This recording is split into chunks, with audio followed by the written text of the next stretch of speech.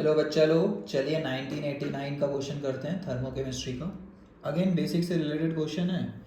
तीन कंपाउंड का enthalpy of combustion दिया हुआ है और एक कोई रिएक्शन है जिसका आपको बताना है हीट ऑफ हाइड्रोजनेशन। तो हीट ऑफ हाइड्रोजनेशन वाला रिएक्शन तो लिखना पड़ेगा, इसका कोई ऑप्शन नहीं है अपने पास। तो heat of hydrogenation of cyclohexene. Hexene क्या होता है? साइकिल है और साइकिल में एक डबल बॉन्ड है, ठीक है। इसको बेंजीन उंजीन नहीं मान लेना अपने मर्जी से।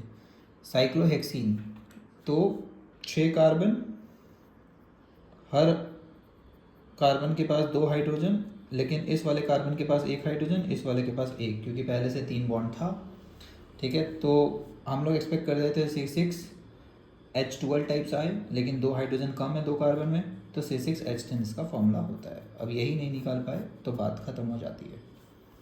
तो DU का कॉन्सेप्ट भी पढ़ाया जाता है, बाकी दिया हुआ ही है तो अच्छी बात है। इन केस फ्यूचर एग्जाम में नहीं दिया हो तो आपको पता होना चाहिए कैसे निकालना है। हाइड्रोजनेशन रिएक्शन मतलब H2 ऐड हुआ होगा, तो 1 मोल ही ऐड होने का स्कोप है, डबल बॉन्ड वाले पोजीशन पे ही होता है। तो C6H12, इसका अपने को डेल्टा HR पूछ रहा है। मोटा मोटी यही क्वेश्चन है कि भैया इसका डेल्टा HR आप बता दीजिए, ठीक। अब देखिए इंटरेस्टिंग बात, अपने को पता है कि डेल्टा HR कंबशन का डेटा दिया है तो भी निकल सकता है रिएक्टेंट माइनस प्रोडक्ट से। रिएक्टेंट का कंबशन दिया हुआ है सबका, प्रोडक्ट का दिया हुआ है, तो रिएक्टेंट का ऐड कीजिए और प्रोडक्ट का माइनस कर दीजिए।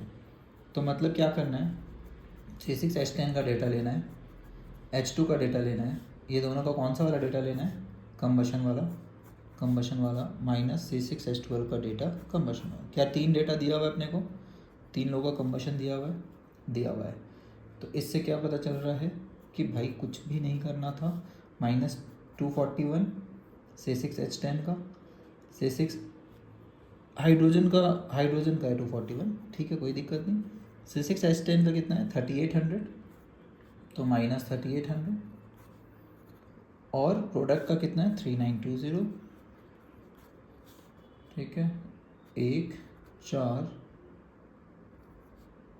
4041 -3920, ये माइनस में है, क्या ये भी माइनस में है?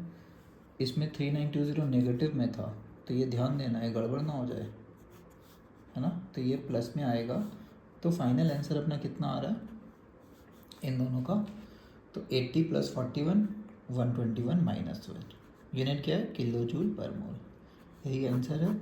स्ट्रेट फॉरवर्ड पैटर्न का क्वेश्चन है, तो डरना नहीं है, एकदम सिंपल तरीके से ऐसे ही सॉल्व कर देना है, ठीक है। आई होप समझ आ गया हो। चलिए बाय एवरीबॉडी।